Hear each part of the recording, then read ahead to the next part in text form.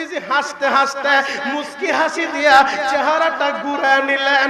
সাহাবীরা প্রশ্ন করলেন, নবী গো কিছুই বুঝলাম না, সাদ মারা গেল, আমরা দেখলাম আপনার চেহারাটা মলিন, আবার মুস্কি হাসলেন, আবার চেহারা ঘুরায় নিলেন, ব্যাপারটা কি? রহমাতুল লিল আলামিন নবী আমার বললেন, আমার সাহাবীরা আমি নবী যা দেখি তোমরা তো তা দেখো না। আমার সাদ যখন মারা গেল, শহীদ হয়ে গেল, আমি সাদের জন্য চেহারাটা একটু মলিন করলাম। আবার যখন দেখলাম আমার সাদ ইন্তেকালের পরে আমার আল্লাহ সাদের জান্নাত দিবে, সাদের সালামিকে নেওয়ার জন্য, তাকে রিসিভ করার জন্য জান্নাতের হুর গিলমানরা পাগলের মতো দৌড়ে আসতেছে, পাগলের মতো দৌড়ে আসতেছে। ও কামরঙ্গীর চরের বাইরা, ও চরমনাই পীরের মুরিদেরা, ও দাওয়াত ও তাবলীগের সাথী ভাইরা, আমি আপনাদের পায়ে হাত রাইখা বলে যাই, সাদ দুনিয়া থেকে বিদায় হওয়ার সাথে সাথে জান্নাতি হুরেরা সাদের নিতে আসে। নবী গো তাহলে চেহারাটা ঘুরাইলেন কেন? ও সাহাবীরা, জান্নাতের হুরেরা এমন ভাবে ছুটাছুটি করতেছে, ওদের পরনের কাপড়টা পা থেকে একটু উপরের দিকে উঠে যাচ্ছে। আমি নবী লজ্জায় চেহারাটা ঘুরায় নিলাম। ও যুবক ভাইরা রে, যদি আশেক হইতে চাও, বুয়া আশেক হয়ে লাভ নাই। আশেক যদি হইতে চাও সাদে সালামির মতো হয়ে যাও, আশেক যদি হইতে চাও খাব্বাবের মতো হয়ে যাও, আশেক যদি হইতে চাও খুবাইবের মতো হয়ে যাও, আশেক যদি হইতে চাও হানজালার মতো হয়ে যাও। দরকার হলে রক্ত দিব, জীবন দিব, কিন্তু ইমাম দিতে পারবো না। আর একটা বার যদি কোন নাস্তিক আর মুরতাদ আমার নবীর শানে বেয়াদবি করে, দলাদলি সব ভুলে গিয়ে কে কোন দল করি দেখার দরকার নাই। সব দলের ভাইয়ের এক হয়ে আমরা মুসলমান, এক আল্লাহর গোলাম, এক নবীর উম্মত। আমার নবীর শানে কোন কুলাঙ্গার বেয়াদবি করলে ওরে জুতা দিয়া বাইরে কপালে সারা ফাটায় ফেলতে হবে। কারা কারা রাজি আছেন হাত তুলে দেখায় দেন। আল্লাহ আমাদের সবাইকে কবুল করুক, সকলে বলেন আমিন। আল্লাহু আকবার বলেন, আরো জোরে বলেন আল্লাহু আকবার। খারাপ লাগতেছে? শেষ করে দিব? চলবে? আল্লাহু আকবার বলেন তো। তাহলে আশেক যদি হইতে চাই, এমন আশেক আমাদের হতে হবে, সাচ্চা এবং পাক্কা আশের এখন। শুধু সাদে সালামির মতো যুবকরা আমার নবীরে ভালোবাসতো না। এই যে 5 বছর 4 বছরের এক একটা বাচ্চা আহারে ময়দানে বসে আছে, এদের মতো বাচ্চারা আমার নবীরে কত ভালোবাসতে জানো বাবা, জানো? ও কামরঙ্গীর চরের যুবকেরা, ও পর্দার আমার মা বোনেরা, দিলের কানে কথাগুলো শুনে যাও। হয়তো আমি মনিরুল ইসলাম শরীয়তপুরী এই বয়ান আমার জীবনের শেষ বয়ান হয়ে যেতে পারে। আমি তোমাদের হাত রেখে বলে যাই, ছোট্ট ছোট্ট বাচ্চারা আমার নবীর জন্য কত পাগল ছিল। ছোট্ট একটা বাচ্চা, নাম তার তালহা। এই তালহা বাবারে প্রশ্ন করে, বাবা গো প্রতিদিন দেখি তুমি সুন্দর করে পাঞ্জাবি লাগায় কোথায় যাও? বলে আমি তো আমার নবীর দরবারে যাই আমার নবীর বয়ান শোনার জন্য। আল্লাহু আকবার। বাবা তুমি নবীর দরবারে যাও, নবীর বয়ান শুনবা, তুমি একা একাই নবীর বয়ান শুনবা। তুমি নবীরে ভালোবাসো, আমি কি নবীরে ভালোবাসি না?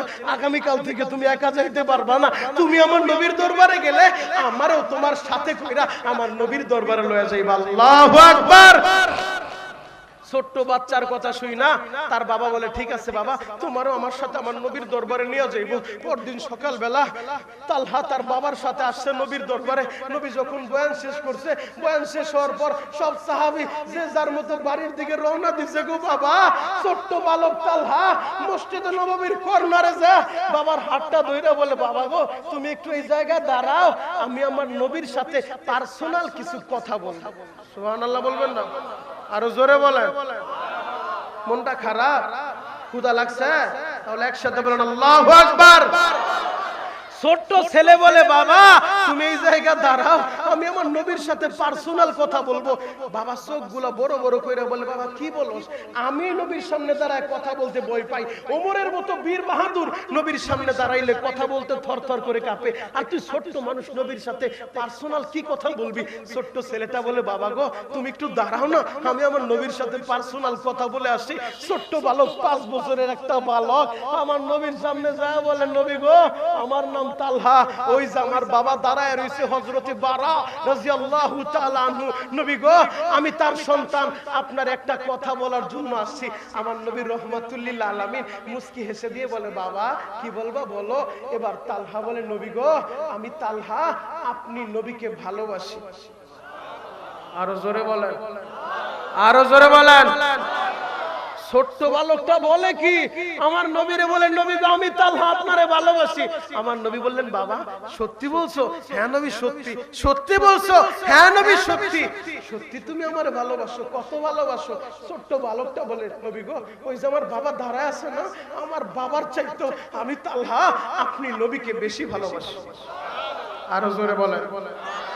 রহমাতুল লিল আলামিন নবী আমার অবাক হয়ে প্রশ্ন করলেন, তালহা রে, সত্যি কি তোমার বাবার চাইতে আমি নবীরে বেশি ভালোবাসো রে তালহা?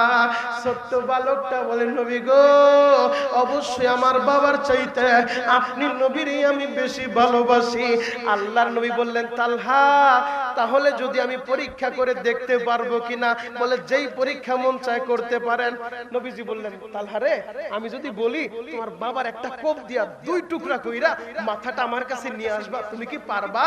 ছোট্ট ছেলেটা বলে, নবী গো, আপনি নবী যদি বলেন, আপনি নবী যদি বলেন, আপনি নবী যদি বলেন, আপনার আদেশ পালন করার জন্য আমি তালহা একটা কোপ দিয়া আমার বাবারে 2 টুকরা করে আমার বাবার মাথাটা আপনার পায়ের সামনে উপস্থিত করব। আল্লাহু আকবার।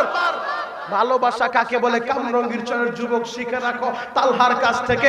ও কামরঙ্গীর চরের আশিকেরা শিখে রাখো তালহার কাছ থেকে নবীর ভালোবাসা কাকে বলে। আল্লাহর নবী লম্বা একটা তরবারি দিছে, সাইজে তালহার চাইতেও বড়। নবী বললেন, যাও তরবারি নিয়ে যা, বাবারে কোপ দিয়া বাবার মাথাটা নিয়ে আসো। তালহা তরবারিটা ধইরা পাগলের মতো দৌড় দিছে আমার নবীর আদেশ পালন করার জন্য বাবার গর্দানটা নিয়ে আসবে। তরবারি নিয়ে যখন পাগলের মতো ছুটছে, রহমাতুল লিল আলামিন নবী আমার চিৎকার মেরে বলে, আমার সাহাবীরা, তালহারে ধরো ধরো, ওরে যদি না ফিরাও ও তো আজকে একটা অঘটন ঘটায় বসবে। আমি তোর বাবার গর্দান চাই না, চাই না, আমি তো পরীক্ষা করে দেখতে চাইছি। যুবক ভাইরা রে, এবার তালহারে দইরা আমার নবীর সামনে যখন নিয়ে আসে, আল্লাহর নবী বললেন, তালহা আমি তোমার বাবার গর্দান চাই না রে বাবা, আমি শুধু পরীক্ষা করে দেখতে চাইছিলাম। ও তালহা, পরীক্ষায় তুমি পাস করছো, আমি নবী জানায় দিলাম আজ থেকে তুমি আমার, আমি নবী হয়ে গেলাম তোমার। আল্লাহু আকবার। নবী বলে, তালহা রে, তুমি আমার, আমি নবী তোমার। কত ভালোবাসা গো বাবা। সময় যেহেতু অল্প, লম্বা আলোচনা আপনাদের শোনাইতে পারবো না, দিলের কানে কথাগুলো শুনে যান। এই তালহা যখন অসুস্থ শরীরে বিছানায় পড়ে গেছে, প্রচন্ড অসুস্থ, আমার নবী নিজে তালহার বাড়িতে গেছে তালহারে দেখার জন্য। তালহার বাড়িতে যাইয়া রহমাতুল লিল আলামিন নবী আমার তালহার মাথার ভিতরে হাত দিয়ে ঢুক দিছে, ও আবু তালহা, তোমার জানায় যায় তোমার ছেলেটা যদি মারা যায়, আমি নবীরে জানাইবা, আমি নবী নিজে আমার তালহারে গোসল দিব, আমি নবী নিজের হাতে আমার তালহারে কাপনের কাপড় পরাইব, আমি নবী নিজের হাতে এই তালহারে কবরে শুয়াইব। ও যুবক ভাইরা রে, আমার নবী যদি কারো জানাজার ইমামতি করে, আমার নবী যদি নিজের হাত দিয়া কাউরে গোসল দেয়, আমার নবী যদি নিজের হাত দিয়া কাউরে কবরে শোয়া দেয়, তার মতো দামি এই পৃথিবীতে আর কি আছে গো? ও যুবক ভাইরা রে, নবী এই কথা বইলা চলে আসে। হঠাৎ করে একদিন সকালবেলা এক সাহাবী আয়েশা বলেন, নবী গো, আপনি কি শুনছেন নি আপনার তালহা দুনিয়ায় নাই? আপনার তালহা তো দুনিয়া থেকে বিদায় নিছে। আমার নবী বললে, আমারে কি শুনাইলি? সাহাবী বলেন, নবী গো, আপনি তো আরো অবাক হয়ে যাবেন, আপনারে না জানাইয়া তালহারে গতকাল রাত্রি বেলায় মাটি দিয়া ফেলছে, জানাজা দিয়া ফেলছে। আমার নবী কষ্ট পাইলেন। আমি না বললাম আমি তালহার জানাজার ইমামতি করব, আমি তালহারে গোসল দিব, আমি তালহারে আমার হাত দিয়া কবরে শুয়াইব, কেন আমারে জানাইলো না, চলো তালহার বাড়িতে যাব। ও আমার পর্দার মা বোনেরা, ও আশিকে রাসূল ভাইরা রে, এখন কাঁদতে বলছি কাঁদবার বাবা। আমার নবীর কথা শুনিয়া যার চোখ দিয়া লেবুর রসের মতো পানিটা বের হয়ে যাবে। তুমি যত বড় গুনাহগার হও, হয়তো এই কামরঙ্গীর চর তোমার মতো গুনাহগার কেউ নাই। যদি চোখের পানি দিয়া আসরের নামাজের পরে মাদ্রাসায়ে নববীর মাহফিলে বইসা, লিয়াকত আলী মাদারীপুরের মাহফিলে বইসা যদি চোখের পানি ফেলে এখন বলতে পারো, আল্লাহ আমি বড় গুনাহগার, আমি বড় পাপী, আমার মতো গুনাহগার এই ঢাকার শহরে আর কেউ নাই, আল্লাহ দাও না আমারে মাফ কইরা। চোখের পানি ছেড়ে দিয়া তারে বুঝা বলতে পারলে 1 সেকেন্ডও লাগবে না গো বাবা তোমার গুনাহগুলো ক্ষমা করার জন্য। এই যুবক ভাইরা রে, আল্লাহর নবী তালহার বাড়িতে যাইয়া তালহার বাবারে ডাক দিয়ে বললেন, আবু তালহা, আমি না বললাম তোমার ছেলে মারা গেল, আমার জানাইবা, কেন জানাইলা না? তালহার বাবা কান্দে আর বলেন, নবী ল বেয়াদবি নিয়েন না গো নবী, আমার ক্ষমা করে দেন গো নবী, আমারে ক্ষমা করে দেন। নবী বললেন, ক্ষমা পরে, আগে বলো কেন আমারে জানাইলা না? তালহার বাবা কান্দে আর বলে, নবী গো, আল্লাহু আকবার, আপনিও জানেন আমার তালহা আপনারে ভালোবাসে, আমিও এইটাই জানতাম আমার তালহা আপনারে ভালোবাসে, তবে ভালোবাসার পরিমাণটা যে এত বেশি আমি বুঝতে পারি নাই গো নবী, আমি বুঝতে পারি নাই। নবী বললেন, কি হইছে? ইয়া রাসূলুল্লাহ, ইয়া হাবিবাল্লাহ, নবীজি গতকাল দুপুর বেলা আমার ছেলের শরীরে প্রচন্ড জ্বর উঠা গেছে, আমার তালহা কোথাও বলতে পারে না, কাঁদতে কাঁদতে আমারে বলে, বাবা গো তোমার হাতটা একটু আমার হাতের ভিতরে দাও। আমি আমার তালহার হাতে হাত দিলাম। ও আশিক রাসূল ভাইরা, এখন বসে বসে কাঁদবা, ভালোবাসা কারে বলে গো? তালহার বাবা বলেন, নবী গো, আমার ছেলের হাতে হাত দেওয়ার পর আমার তালহা বলে, বাবা গো তোমার কাছে আজকে একটা জিনিস চাইবো, আমারে ফিরা দিও না গো বাবা, এই পৃথিবীতে হয়তো আর কিছুই তোমার কাছে চাইতে পারবো না, এই পৃথিবীতে সবচেয়ে করুণ ইতিহাস বাবার কাঁধে ছেলের লাশ। কথা বলেন ঠিক কিনা যুবক ভাইরা রে? তালহার বাবা বলেন, নবী গো, আমার ছেলের হাতে যখন হাত দিলাম, ছেলে আমার বলে, বাবা যদি আমি দিনের বেলা মারা যাই আমার নবীরে জানাইবা, রাত্রে মারা গেলে জানাইবা না। আমি বললাম, বাবা রে, নবী না বলছে আমার নবী তোমারে জানাজা দিবে, আমার নবী তোমারে গোসল দিবে, আমি কেন জানাইবো না? আমার তালহা কি বলে জানেননি নবী? কি বলে? বলে আমার তালহা বলে, বাবা তুমি ভালো কইরাই জানো, মসজিদের নববী থেকে আমাদের বাড়ি পর্যন্ত আসতে রাস্তার ভিতরে কয়েকটা কাফেরের বাড়ি আছে, যদি আমি দিনের বেলা মারা যাই আমার নবী জানলে আমারে দেখতে আসবে, আমারে দাফন দিবে, আমারে গোসল করাবে, আর রাত্রে যদি মারা যাই তাহলে যদি আমার নবী শুনে আমি মারা গেছি, নবী তো আমারে দেখার লাইগা পাগলের মতো দৌড় দিবে, আমার নবীর একা পাইয়া ওই রাস্তার ভিতরে কাফেররা যদি আমার নবীরে মারে গো বাবা, আমি কি জবাব দিব গো? আমি কি জবাব দিব গো? ও বাবা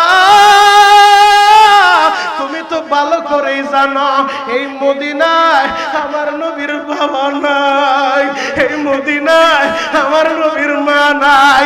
ও কামরঙ্গীর চরের বাইরা, আমার মাওলারে দেখা দাও, এই নামাজের পূর্ব মুহূর্তে, মাগরিবের পূর্ব মুহূর্তে, দোয়া কবুলের সময় চোখে পানি দিয়া এই মসজিদে কার বাবা নাই, কার মা নাই আমি জানি না রে ভাই, ওই বাবার কথা স্মরণ কইরা এখন বসে বসে কাঁদবা, আল্লাহ আমার বাবারে মাফ করে দাও, আমার মায়ের মাফ করে দাও। ভাই তোমার বাবা তোমার জন্য আমার জন্য কত কষ্টই না করছে, পরের জমিতে কামলা দিয়া, পরের ফ্যাক্টরিতে কাজ কইরা তোমার লেখাপড়ার খরচ দিছে, আজকে টাকার মালিক হইয়া ওই বাবারে চিনো না। যেই সন্তানগুলা নিজের বাবার কথা শুনে না, মায়ের কথা শুনে না, মায়ের গায়ে হাত তুলে, বাবার গায়ে হাত তুলে, ওদের মতো কপাল পোড়া কেউ নাই। কথা বলেন ঠিক কিনা? যুবক আজানের সময় শেষ। ভাই আমি তোমাদের পায়ে হাত রেখে বলে যাই, যাদের মা আছে বাবা আছে, তোমরা আমার সাথে ওয়াদা করবা জীবনে কোনোদিন মার মনে কষ্ট দিবা না। রাজি আছো ভাই? রাজি আছো?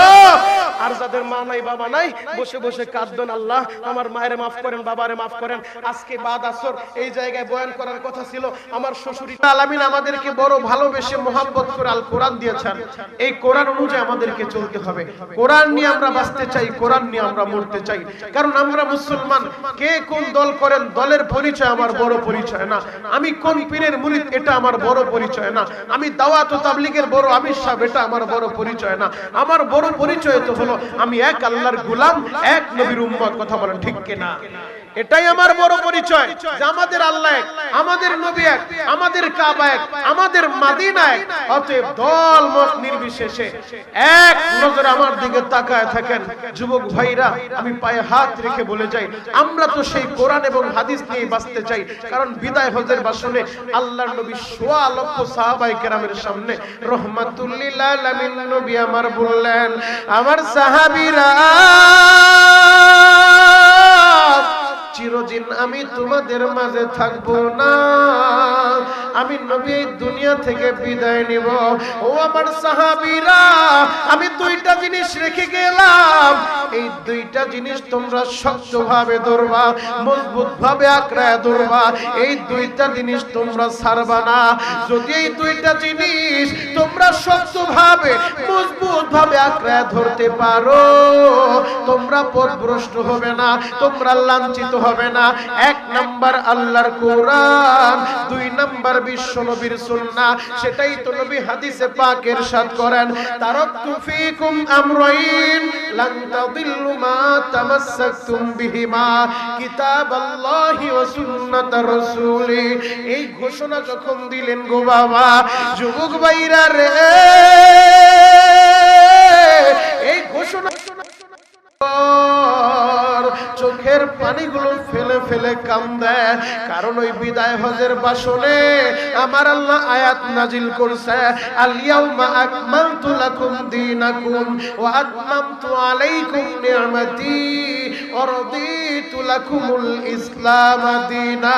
আজকে আমি আল্লাহ দ্বীনকে পরিপূর্ণ করে দিলাম এবং ধর্ম হিসেবে আমি আল্লাহ কিয়ামত পর্যন্ত ইসলামকে মনোনীত করলাম। নবীজি যখন এই আয়াত শুনায় দিছে, হাদিস শুনায় দিছে, আবু বকর কান্দে গো বাবা। ওমর ডাক দিয়ে বলে, আবু বকর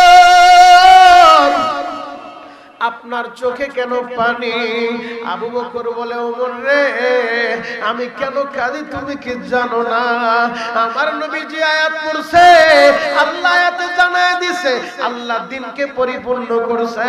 যেহেতু দ্বীন পরিপূর্ণ হয়ে গেছে, তার মানে বোঝা যায় মনে হয় আমার নবী আর বেশি দিন আমাদের মাঝে থাকবে না। ওমর, আমার নবীর টাইম হয়ে গেছে গো, আমার নবী মনে হয় বেশি দিন আর আমাদের মাঝে থাকবে না। আবার নবী এই ঘোষণাও দিয়া দিল, আমি চিরদিন থাকবো না, তবে দুইটা জিনিস তোমাদের জন্য রেখে গেলাম। এ কামরঙ্গীর চরের ভাইরা, ও পর্দার আমার মা বোনেরা, দিলের কানে কথাগুলো শুনেন গো মা। নবীজি আমাদের জন্য দুইটা জিনিস রেখে গেছেন। এক নাম্বার হলো আল্লাহর কোরআন, দুই নাম্বার বিশ্ব নবীর সুন্নাহ। অতএব এই কোরআন এবং হাদিস নিয়ে আমরা বাঁচতে চাই। কথা বলেন ঠিক কিনা? এই কোরআন এবং হাদিস নিয়ে আমরা বাঁচতে চাই। যুবক ভাই, কিছুক্ষণ পরে হয়তো ময়দানে বসার জায়গাও পাবেন না। আমি আপনাদের কাছে অনুরোধ করি, আজকে যারা বলছেন, আল্লাহ চাইলে আপনার জীবনের মোড়টা ঘুরায় দিতে পারে। আমি মনিরুল ইসলাম শরীয়তপুরী এই বছর রমজানে মক্কা মদিনায় ছিলাম গো বাবা। কাবার গিলাফ ধরে ধরে দোয়া করে আসছি, আল্লাহ বাংলাদেশে গেলে যত মাহফিলে যাব, যত মায়ের পাগল সন্তানেরা, আমার যুবকেরা ময়দানে বসে কাঁদবে, এদেরকে একবার হলো তোমার ঘরটা দেখাইবা। ভাই, আমি তোমার জন্য দোয়া করব, অবশ্যই আমার আল্লাহ তোমারও মক্কা মদিনা দেখাবে। আমি অনুরোধ করব, মেহেরবানি করে একটু সামনের দিকে আগায় বসেন ভাই, একটু সামনের দিকে আগায় বসেন। কিছুক্ষণ পরে ইনশাআল্লাহ জায়গা পাবেন না, অতএব কিছুক্ষণ পরে জায়গাও হবে না। একটু কষ্ট করে আগে থেকে চেপে বসেন, যেন আমার ভাইরা পরবর্তীতে এসে বসতে পারে। আল্লাহু আকবার বলেন তো, আরো জোরে বলেন আল্লাহু আকবার। আমরা মুসলমান, আমাদের ধর্মের নাম ইসলাম। কে কোন দল করেন এটা আমার বড় পরিচয় না। আমার বড় পরিচয় আমি এক আল্লাহর গোলাম, আমি এক নবীর উম্মত। আজকে মুসলমানের মুখের আওয়াজ কমে গেছে, কণ্ঠের আওয়াজ কমে গেছে, যার কারণেই তো নাস্তিক আর মুরতাদেরা একের পর এক ইসলামের বিরুদ্ধে কথা বলে ঠিক কিনা? আসাদ নূরের মতো একটা কুলাঙ্গার আমার নবীরে বলে নবী মুহাম্মদ ছিল মরুভূমির ডাকায়। নাউজুবিল্লাহ বলবেন না? আরো জোরে বলেন নাউজুবিল্লাহ। কত বড় কপাল পোড়া যে আমার নবীর শানে বেয়াদবি করে। আরে সেই নবীর আল্লাহ রাহমাতুল লিল আলামিন করে পাঠাইলেন, যেই নবীর চরিত্রের মতো এত বড় চরিত্রের অধিকারী পৃথিবীতে আসে নাই, কিয়ামত পর্যন্ত আসবেও না। আল্লাহ নিজে আমার নবীর চরিত্রের সার্টিফিকেট দেয়, আমার নবীর চরিত্রের ডিক্লারেশন দেয়, ওয়া ইন্নাকা লাআলা খুলুকিন আযীম। আমার নবী সুমহান চরিত্রের অধিকারী। সেই চরিত্রবান নবী সম্পর্কে যেই কুলাঙ্গারেরা কটাক্ষ করবে, সেই চরিত্রবান নবীর শানে যেই কুলাঙ্গারেরা বেয়াদবি করবে, ও যদি এই কালমরঙ্গির চোর এলাকায় জন্ম নেয়, কে আওয়ামী লীগ করেন কে বিএনপি করেন দেখার দরকার নাই। ওই নাস্তিক আমার নবীর বিরুদ্ধে কথা বললে ওরে হাতের নাগালে পাইলে জুতা দিয়া বাইরে কপালে সারা ফাটায় ফেলতে হবে। কথা বলেন ঠিক কিনা? রাজি আছেন না নাই? আল্লাহু আকবার বলেন তো। আমরা সবাই চাই নবীরে ভালোবাসতে, চাই কি চাই না? আমরা সবাই চাই আশিকে রাসূল হইতে, কারণ হাসরের ময়দানে আমার নবী ছাড়া আপনারে কেউ সুপারিশ করবে না বাবা। হাসরের ময়দানে আমার আল্লাহ যখন বিচারকের সিংহাসনে বসবে, আল্লাহর সামনে দাঁড়ায়া কোন নেতার নেতাগিরি চলবে না, কোন সরকারের সরকারগিরি চলবে না, কোন বাহাদুরের বাহাদুরি চলবে না। এমনকি অন্যান্য নবীরা পর্যন্ত আল্লাহর সামনে দাঁড়ায় কথা বলতে গেলে থরথর করে কাঁপে, সাহস নাই। মানুষগুলা দেখবে আল্লাহ বিচারকের সিংহাসনে বসে পুরা ময়দানটা থরথর থরথর করে কাঁপতেছে। মানুষগুলা এক জায়গায় জমা হয়ে দৌড়ায় চলে যাবে আমাদের আদি পিতা সাইয়েদনা আদমের কাছে। আদম নবীর কাছে যায় বলবে, ও আমাদের বাবা আদম,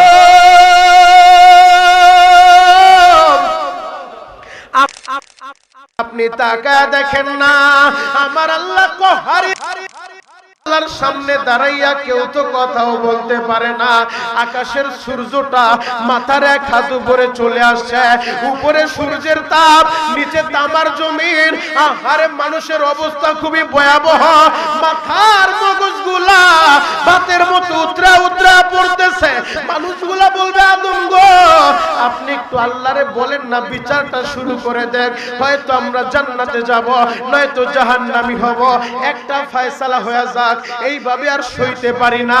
সেদিন আমাদের বাবা আদম ডাক দিয়ে বলবে, সন্তানেরা আজকে আমার কাছে আইসা লাভ নাই, আমি আমার আল্লাহর সামনে দাঁড়াইয়া আজকে কথা বলতে পারবো না। ও আমার সন্তানেরা, তোমরা একটু নূহ নবীর কাছে যায় দেখো, নূহ নবী হয়তো আল্লাহর সামনে দাঁড়াইয়া হয়তো কিছু করতে পারবে। আবার মানুষগুলা দৌড়ে চলে যাবে নূহ নবীর কাছে। নূহ নবীর কাছে যাওয়ার পর নূহ নবীও বলবে, আজকে আল্লাহর সামনে দাঁড়াইয়া আমি নূহ কথা বলতে পারবো না। ও মানুষেরা, তোমরা একটু মূসা নবীর কাছে যাও গো, যেই মূসা নবী তুর পাহাড়ে যাইয়া আমার আল্লাহর সাথে সরাসরি কথা বলতো। যাও আজকে মূসা নবীর কাছে যাও। মূসা নবীও বলবে আমি পারবো না, একজন আরেকজনের কাছে পাঠায় দিবে। সর্বশেষ ঈসা নবী ডাক দিয়ে বলবে, দুনিয়ার মানুষ রে, আল্লাহু আকবার, এদিক সেদিক দৌড়াদৌড়ি করে কোনো লাভ নাই। আজকে আল্লাহর সামনে দাঁড়াইয়া কেউ কথা বলতে পারবে না, কেউ কথা বলারও সাহস রাখে না। সব নবীরাই একটা জিকির করবে, ইয়া রাব নফসি নফসি, আল্লাহ আমারে বাঁচাও, আমি বাঁচতে চাই। নবীরা কোথায়, উম্মতেরা কোথায়, কোনো খবর নাই। সেই নেতার লাইগা পাগল গো বাবা, ওই নেতা কোথায়, তার কর্মীরা কোথায়, সবাই বলতে থাকবে ইয়া নফসি, আল্লাহ আমারে বাঁচান। আমার বানানো কথা না। এই যে বক্তা সাহেবের আছে, ওলামায়ে কেরাম আছে, জিজ্ঞেস করেন গো বাবা, আমার আল্লাহর ঘোষণা, ইয়াউমা ইয়াফিরুল মারউ মিন আখি ওয়া উম্মিহি ওয়া আবি ওয়া সাহিবাতিহি ওয়া বানি। যেদিন ভাই ভাইয়ের পরিচয় দিবে না, মা সন্তানের পরিচয় দিবে না, না, বাপ ছেলের পরিচয় দিবে না, সবাই বলতে থাকবে ইয়া নাফসি ইয়া নাফসি ইয়া নাফসি, আল্লাহ আমারে বাঁচান গো। ওই ময়দানে মাহশারে একজন মাত্র দরদি পাইবেন গো বাবা, যিনি সেজদায় পড়ে ছেলের জন্য কাঁদে না, সেজদায় পড়ে মেয়ের জন্য কাঁদে না, সেজদায় পড়ে বিবির জন্য কাঁদে না, পুরাটা জিন্দেগি কাঁদলেন উম্মতের লাইগা। এখনো পর্যন্ত ওই সোনার মদিনায় সবুজ গম্বুজের নিচে শুইয়া আপনার আমার জন্য কাঁদে গো বাবা। হাসরের ময়দানে আমার নবী সেজদায় পড়ে কাঁদতে থাকবে, রব্বি হাবলি উম্মতি উম্মতি উম্মতি। আমার উম্মত গুনাহগার, আমার উম্মতের মাফ কুরবানি, আল্লাহ আমার উম্মতের মাফ করে দাও। এই উম্মতের রাইখা যেই নবী জান্নাতেও যাবে না, আপনি কেন সেই নবীরে ভালোবাসবেন না? সেই নবীকে আমরা আমাদের জীবনের চাইতেও বেশি ভালোবাসি, কথা বলেন ঠিক কিনা? আল্লাহর নবীর সাহাবীরা আমাদেরকে শিখায় গেছে কিভাবে নবীরে ভালোবাসতে হবে। বাবা সবাই তো ভালোবাসতে চাই, আশেকে রাসূলের অভাব নাই, বুয়া আশেক হয়ে লাভ নাই। আশেক যদি হইতে চাও আবু বকরের মতো হয়ে যাও, আশেক যদি হইতে চাও খাব্বাবের মতো হয়ে যাও, খুবাইবের মতো হয়ে যাও, দরকার হলে জীবন দিব, ইমাম দিব না, কথা বলেন ঠিক কিনা? দরকার হলে জীবনটা দিয়া দিব, কিন্তু এরপরে ইমাম দিতে পারবো না। যুবক ভাইরা রে, আল্লাহর নবীর একজন সাহাবী নাম তার সাদে সালামি। সাদে সালামি আমার নবীর দরবার আইসা বলেন, নবী গো আমার বড় ভয় লাগে, আমার বড় ডর লাগে। ও সাদ কেন তোমার ভয় লাগে, কেন তোমার ডর লাগে? সাদ বলেন, নবী গো আমার ভয় লাগে এই কারণে আমি আপনার সব সুন্নত পালন করলেও একটা সুন্নত এখনো পালন করতে পারি নাই, মনে হয় এই জন্য আল্লাহ হয়তো আমার জাহান্নামে দিয়া দিবে। ও সাদ কোন সুন্নতটা পালন করতে পারো নাই? নবী গো আমি বিবাহের সুন্নতটা পালন করতে পারি নাই, আপনি বলছেন বিবাহ করো, আমি নবীর সুন্নত, নবীজি আমি বিবাহ করতে পারি নাই। সাদে সালামির কথা শুই না রহমাতুল লিল আলামিন নবী বললেন, সাদ কেন বিবাহ করো নাই? সাদে সালামি বললেন, নবীজি আপনি কি দেখেন না আমার পেটে খাবার নাই, আমার বাড়িতে ঘর নাই, আমার চেহারাটা কালো, আমার আয়ের কোনো উৎস নাই, আমার টাকা নাই পয়সা নাই, আমার কাছে এই মদিনায় কে মেয়ে বিবাহ দিবে? যার কারণে আমি বিবাহ করতে পারি নাই, বিবাহের সুন্নতটা পালন করতে পারি নাই। কি শুনতে বলেন? বিবাহের সুন্নতটা পালন করতে পারি নাই। সাদে সালামির এই কথা শুই না আমার নবী কেমন রহমতের নবী, আমার নবী ডাক দিয়ে বললেন, সাদ রে তুমি চিন্তা করবা না, চিন্তা করবা না, আমি নবী তোমার বিবাহের ব্যবস্থা করব। আল্লাহু আকবার। আপনাদের খারাপ লাগতাছে, কষ্ট হয়? তাহলে আওয়াজ দেন তো, আল্লাহু আকবার বলেন তো, আরো জোরে বলেন আল্লাহু আকবার। যারা দাঁড়ায় আছো যুবক ভাই, আমি তোমাদের কাছে অনুরোধ করব ভাই একটু মেহেরবানি করে বসো। ইনশাআল্লাহ আল্লাহ চাইলে তোমার জীবনের হেদায়েত দিয়ে দিতে পারে, আল্লাহ চাইলে তোমার জিন্দেগীর গুনাহটা maaf করে দিতে পারে। একটু বসো বাবাজি, লোক কম আর বেশি সেটা দেখার বিষয় না। আমরা মুসলমান, আমাদের ঘুমন্ত শ্রোতার দরকার নাই, আমাদের এখন জাগ্রত শ্রোতা দরকার, কথা বলেন ঠিক কিনা? তাকায় দেখো ফিলিস্তিনের জমিনের দিকে পাখির মতো গুলি করে করে আমার মুসলমান বাচ্চাদেরকে মায়ের কোলগুলা খালি করে দিচ্ছে। ওই ইহুদিরা ফিলিস্তিনের মা বোনদের ইজ্জত লুণ্ঠন করতেছে। মুসলমানদের প্রথম কিবলা বাইতুল মুকাদ্দাসকে অবৈধভাবে দখল করে নিতে চায়। পরিষ্কার ভাষায় শুনায় দিতে চাই, মুসলমান রক্ত দিতে পারে, জীবন দিতে পারে, এরপরও মুসলমানের প্রথম কিবলা বাইতুল মুকাদ্দাস কোন ইহুদির হাতে ছেড়ে দিবে না, কথা বলেন ঠিক কিনা? আজকে জিমায় গেছে মুসলমান, আওয়াজ দিলে যদি আবার আমারে জিএনবি বলে আল্লাহু আকবার, এটা কোন দলীয় স্লোগান? আরো জোরে বলেন, কোন দলীয় স্লোগান? এটা আল্লাহ প্রদত্ত একটা পাওয়ার। এবার একটা তাকবীর আমি দেব, আমার সাথে আপনারাও দিবেন ইনশাআল্লাহ। রেডি আছেন তো? গলাটা ক্লিয়ার করেন, নারায়ে তাকবীর। হয় নাই মাঝখানে এক বৈশা ছোট্ট একটা বাচ্চা বুকে করে না, কিরে বাবা ঘটনা কি? জবান খুলে একসাথে বলো, নারায়ে তাকবীর। আল কোরআনের আলো, আল হাদিসের আলো, নারায়ে তাকবীর। সকলে বলেন মারহাবা। হে যুবক ভাইরা, হাজী সাহেব বাবাজিরা ডানে বামে নজর নাই, এক নজরে তাকায় থাকেন গো বাজান। আল্লাহর নবী বললেন, সাদ রে তোমার চিন্তার কারণ নাই, আমি নবী নিজে তোমার বিবাহের ফয়সালা করব। এবার সাদ বলেন, নবী গো আমি কি বিবাহ করতে পারবো? হ্যাঁ অবশ্যই তুমি বিবাহ করতে পারবা।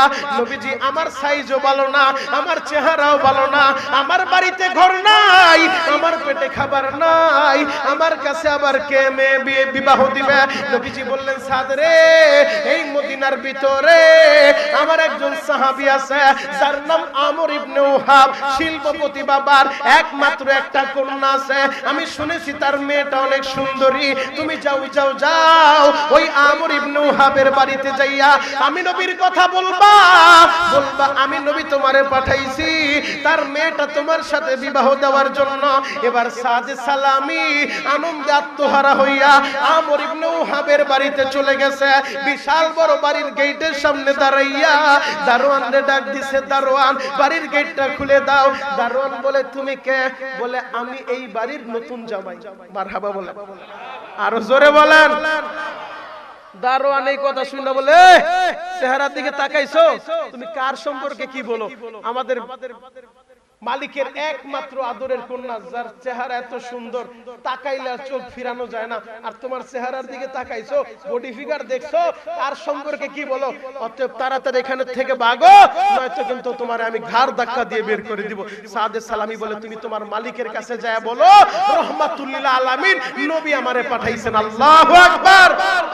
এবার বাড়ির ভিতরে ঢুকছে, বাড়ির ভিতরে ঢুইকা আমর ইবনে উহাবের সামনে যায়, সালাম দিয়া বলে, শ্বশুর আব্বা আমার আল্লাহর নবী পাঠাইছে, আপনার মেয়েটা আমার কাছে বিবাহ দিতে বলছে। আল্লাহু আকবার বলেন। আমর ইবনে উহাব এই কথা শুই না মাথা থেকে পা পর্যন্ত কয়েকবার তাকাইছে, কারণ বাবা তো প্রত্যেকটা বাবাই চায় তার মেয়েটা ভালো থাকুক, ভালো একটা ছেলের হাতে মেয়েটাকে তুলে দিবে। আমর ইবনে উহাব মাথা থেকে পায়ের দিকে কয়েকবার তাকায় মেজাজটা গরম হয়ে গেছে। তুমি তোমার দিকে তাকাইছো? বলে, আমি আমার দিকে তাকাইছি, অবশ্যই আমার কি আছে না আছে সেটা হয়তো আপনি ভালো করে জানেন, কিন্তু আল্লাহর নবী আমারে পাঠাইছে। আমর ইবনে উহাব বলে, তুমি তাড়াতাড়ি এখান থেকে চলে যাও। যখন আমর ইবনে উহাব তারে তাড়ায় দিছে, মুখটা মলিন করে চোখে পানি নিয়ে বের হয়ে গেছে। পাশের দিক থেকে আমর ইবনে উহাবের সুন্দরী মেয়েটা আবার দেখছে, একটা যুবক হাসতে হাসতে বাড়িতে ঢুকলো, আবার চেহারাটা মলিন করে বাড়ি থেকে বের হয়ে গেল। এবার মেয়েটা বাবার সামনে এসে বলে, বাবা গো কিছুই বুঝলাম না, দেখলাম একটা ছেলে হাসতে হাসতে আমাদের বাড়িতে ঢুকলো, তোমার সাথে কি হইলো? আবার চেহারাটা মলিন করে বের হইলো। এবার আমর ইবনে উহাব বলে, মারে ওই ছেলেটা আসছে তোমারে বিবাহ করার জন্য। বলে, কে পাঠাইছে? বলে, আমার নবী পাঠাইছে। বাবা তুমি কি বলছো? বলে, আমি তারে তাড়ায় দিছি, ওর বাড়িতে ঘর নাই, ওর পেটে খাবার নাই, ওর চেহারা সুরত ভালো না, কিভাবে তোমার সাথে ওর বিবাহ দেয়? এবার মেয়েটা বলে, বাবা তুমি ছেলেটা কি দেখলা? ওর বাড়ি নাই এটাই দেখলা, ওর ঘর নাই এটাই দেখলা, ওর চেহারাটা কালো এটাই দেখলা, একটা বারও কি এটা দেখলা না? আরে ওরে তো দুনিয়ার সাধারণ কেউ পাঠায় নাই, ওরে রাহমাতুল লিল আলামিন আল্লাহর নবী পাঠাইছেন। আল্লাহু আকবার। বাবা হয়তো তুমি এই বিবাহে রাজি না হইতে পারো, কিন্তু আমি আমার নবীরে ভালোবাসি। এই মদিনার ভিতরে মেয়ের অভাব পড়ে নাই, কিন্তু রাহমাতুল লিল আলামিন তার পবিত্র জবান দিয়া আমার নামটা উচ্চারণ করছে, আমার কথাটা বলছে। বাবা গো, ও বাবা তুমি দেরি কইরো না, আমি তোমার কাছে বললাম আমি তোমার মেয়ে, আমি আমার নবীর দিকে তাকায়া এই বিবাহে আমি রাজি হয়ে গেলাম। আল্লাহু আকবার। এবার আমর ইবনে উহাব বলে, মারে তুই যদি রাজি হস রে মা, আমি বাবার আর কোনো কথা চলবে না, আমি রওনা হয়ে গেলাম গো। আমি আমার নবীর দরবারে যায়া আমি আমার নবীরে জানায় দেই। ওই দিক দিয়া সাদে সালামি কানতে কানতে নবীর কাছে গেছে। নবীজি আমি আগেই বলছিলাম আমার কাছে কেউ মেয়ে বিবাহ দিবে না, আপনি আমারে পাঠাইলেন আপনার সাহাবী আমর ইবনে উহাবের বাড়ি। আমর ইবনে উহাব তো আমারে তাড়ায় দিছে, আপনার প্রস্তাব প্রত্যাখ্যান করছে। এই কথা চলতেছে চলতেছে, হঠাৎ করে তাকা দেখে আমর ইবনে উহাব চলে আসছে। আমর ইবনে উহাব আইসা আমার নবীর সামনে বইসা বলে, নবী গো বেয়াদবি নিয়েন না।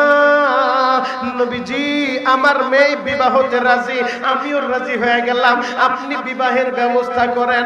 আল্লাহর নবী বললেন সাদ রে, যেহেতু তোমার বিবাহ রেডি, মোহরানা আসেনি। সাদ বলেন নবী গো, আমার পেটে খাবার নাই, বাড়িতে ঘর নাই, আমি আবার মোহরানার টাকা পাবো কোথায়? রহমাতুল্লিল আলামিন নবী আমার কেমন রহমতের নবী গো বাবা। আল্লাহর নবী নিজে 200 দিরহাম দিলেন আর বললেন আমার জামাতা ওসমান গনির কাছে চলে যাও, আমি নবীর কথা বলবা, আরো 200 দিরহাম নিয়ে আসবা, 200 দিরহাম দিয়া বিবাহের মোহরানা দিবা, আর 200 দিরহাম দিয়া তুমি বিবাহের মার্কেট করবা। এ কামরঙ্গীর চরের ভাইরা, ও যুবক ভাইরা রে, এবার সাদে সালামি বিবাহের মার্কেটের জন্য মার্কেটে চলে যায়, মার্কেট করতেছে, তার মনে আনন্দ। যেই সাহাবী এতদিন চিন্তায় ছিলেন তিনি বিবাহ করতে পারবেন না, কেউ তার কাছে মেয়ে বিবাহ দিবে না, আজকে সে মদিনার ভিতরে সবচেয়ে সুন্দরী মেয়েটা বিবাহ করবে, শিল্পপতি বাবার একমাত্র আদরের কন্যাকে বিবাহ করবে। তার মনের ভিতরে কত আনন্দের জোয়ার উঠা গেছে। বিবাহের মার্কেট করতেছে, হঠাৎ করে কে যেন আলাম দিছে, হাইয়া আলাল জিহাদ, আসো জিহাদের ময়দানের দিকে। আল্লাহর নবী জিহাদের ময়দানে যাবেন, নবী আমার রেডি হয়ে গেছে। এই এলানটা সাদে সালামির কানের ভিতরে ঢুকছে। এবার সাদে সালামি চিন্তা করলো, এলান হয়ে গেছে, আমার নবী যাবে যুদ্ধের ময়দানে, আর আমি এখন কোথায় যাব? আমি কি বিবাহের মার্কেট নিয়ে বিবাহ করতে যাব কিনা? এই চিন্তায় তিনি পড়ে গেলেন। একদিকে বিবাহ, অপরদিকে আমার নবী যুদ্ধের ময়দানে যাবেন। আমি এখন কোথায় যাব, কোথায় যাব?